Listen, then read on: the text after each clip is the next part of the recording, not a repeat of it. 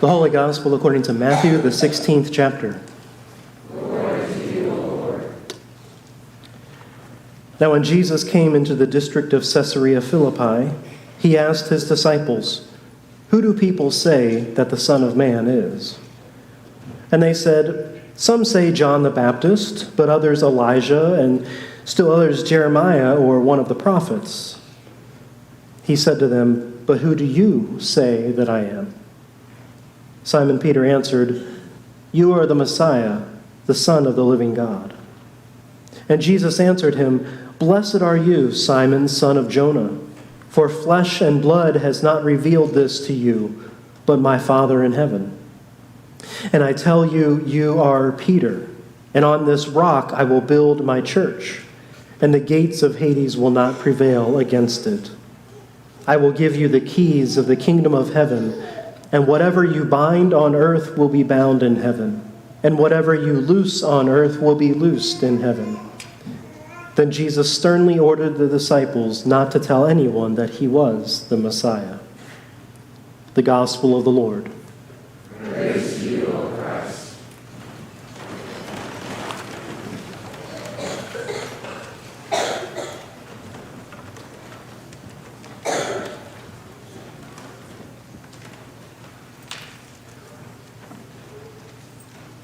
Well, as I was saying earlier, I guess it is that time of the year.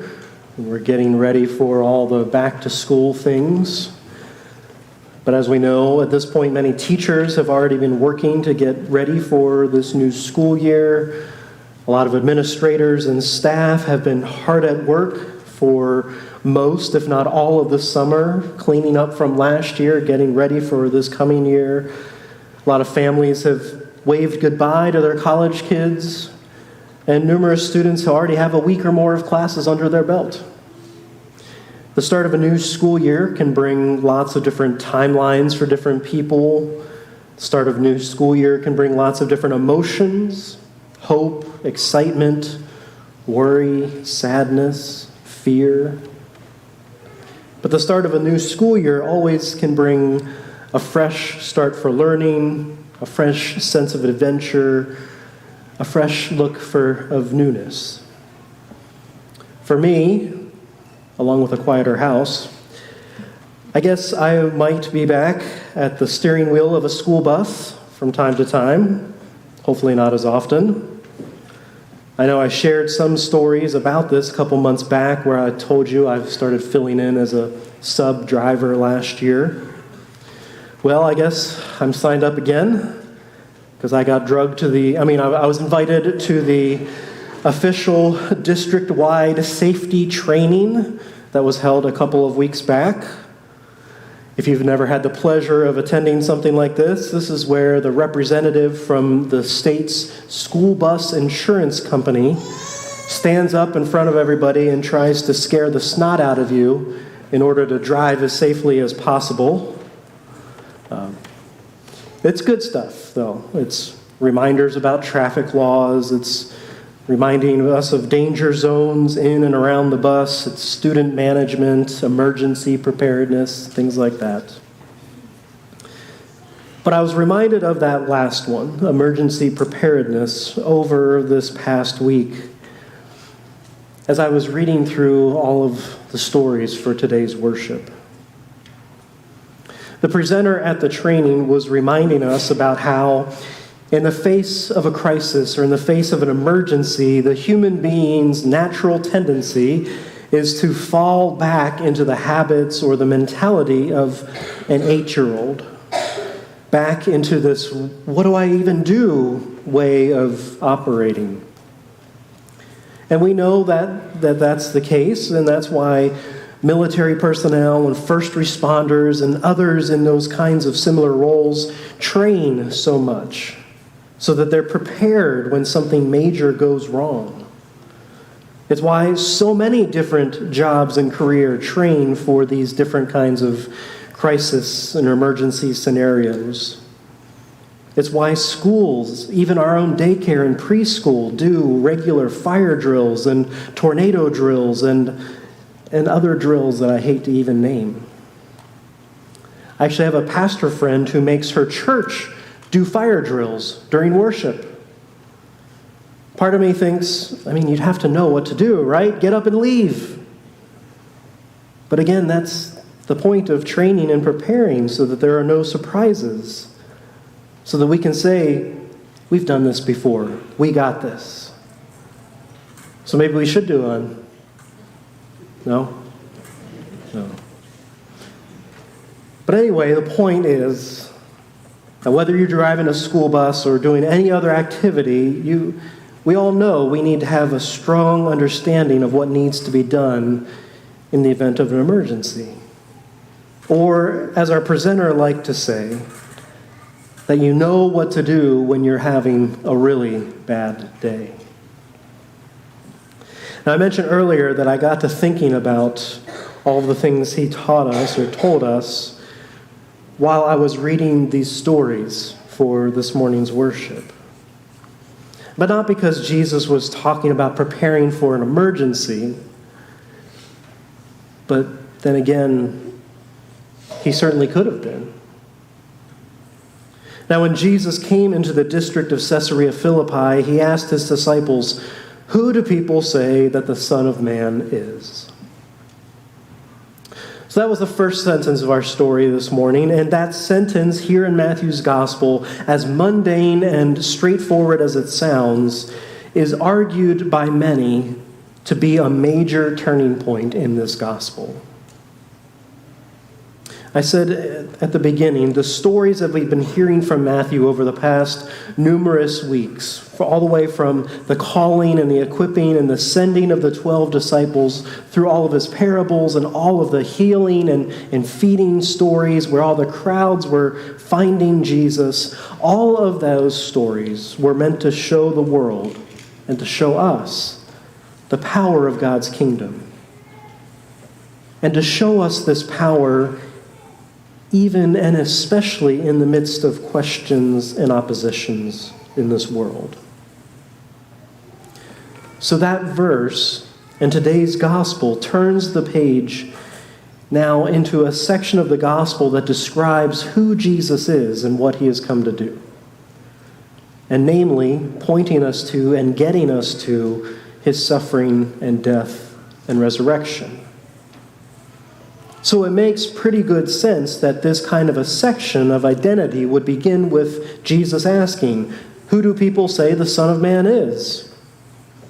Who am I?" So we hear the disciples say, some say John the Baptist, but others Elijah, and still others Jeremiah or one of the prophets. So here is an interpretation question, and one that I wrestle with every time I hear this story. What do the disciples believe about Jesus? Is that what they believe? Or are they really answering Jesus' questions about what others believe about who he is? Just reading it, you'd think that's what was happening, because that's what Jesus asked them. Who do people say that I am? Because then, as we heard, he soon follows up with, but then who do you say that I am? But my challenge comes with this, when he asks that question, only Simon answers. And even if the other disciples seem to know the answer, only Simon gets the praise for getting it right. And so I always feel like only Simon knows the answer and the disciples don't. And if that's the case, if only Simon knows who Jesus is, that's a problem. Because not long before this scene of Jesus asking about his identity, we heard the story of Jesus walking on water. And if you remember what happens there, we heard it a couple weeks ago, the disciples were crossing the sea in their boat when that great storm arises. And Jesus sees them and he goes out to save them, but they were in the middle of the sea, and I guess there weren't any other extra boats around, so Jesus just, walks right on top of the water out and meets them in the middle of the sea. Freaks the disciples out, understandably.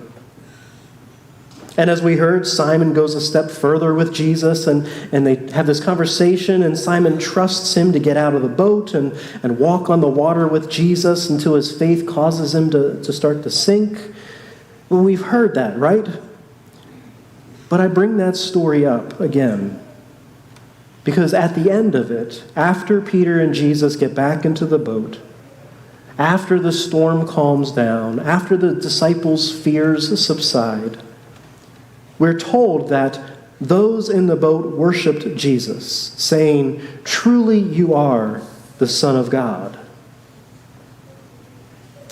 And that's a big deal, because it's the first time human beings make that confession out loud in Matthew's gospel.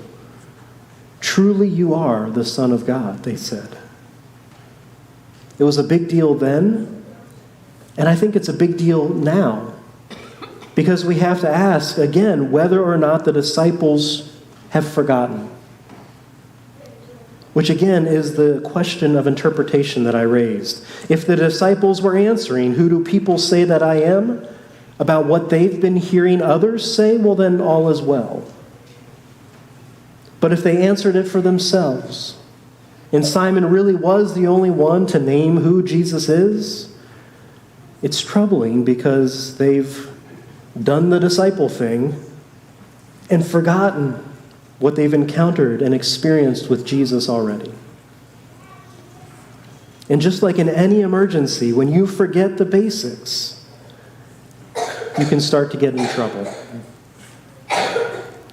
I've had a lot of times in my life where I wonder whether or not I truly understand or have experienced who God really is.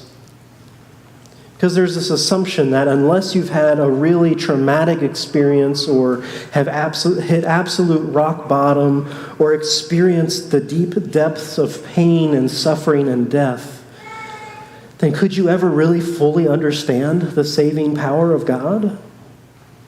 And even in the midst of all of those things, we still question if God is really there. But this story, today's story, which again begins this section of identity and showing who Jesus is, shows us that lives of faith can truly begin with this simple confession. You, Jesus, are the Son of the living God. I feel like there are times when we think that if we believe the right thing, if we figured it all out, if we confess the right thing or answer God's questions in the right way, that God will smile on us and answer our prayers in the ways we want and reward us in our life of faith, which makes it all about us and the things that we do and know. And then it turns us into argumentative competitors who believe that we have the right answer and everybody else needs to know that or else the world won't be saved. We forget time and time again that the church was not built on a person, but on that person's single confession. And as we heard, it's not some wildly in-depth essay and understanding of who God is and how God works in the world kind of confession, but it was that one sentence statement. You are the Messiah, the Son of the living God. I think we make this life of faith very complicated sometimes. Well, maybe I need to make it more personal. I often make my own life of faith so complicated that I can get lost in it all and miss what's at the heart of it. Or, as we've been hearing today, miss what's at the foundation of it. That simple statement of belief and trust.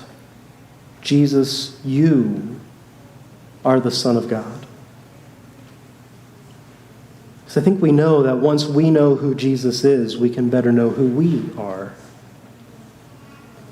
I think there are times where we are like those disciples today, if we interpret their answer in that way, where they focus more on what other people think about God and faith while totally overlooking or forgetting what God has done for them. And when they forget then they are faced with a crisis or a challenge or an emergency. That in turn makes them forget where to turn or who to turn to. And I think sometimes we forget as well. Which is why this turning point is important. We've heard about and witnessed and experienced all these things about what God is doing and what God's kingdom is meant to look like and how we're supposed to live in this kingdom. And now we're faced with this question from Jesus. Who do you say that I am? With this foundational understanding, with this basic confession that Jesus truly is the Son of God. With that in our beings, when we face trials and crises and emergencies, we too can say, we've done this before. We've got this. We know. Because God has got us. Amen.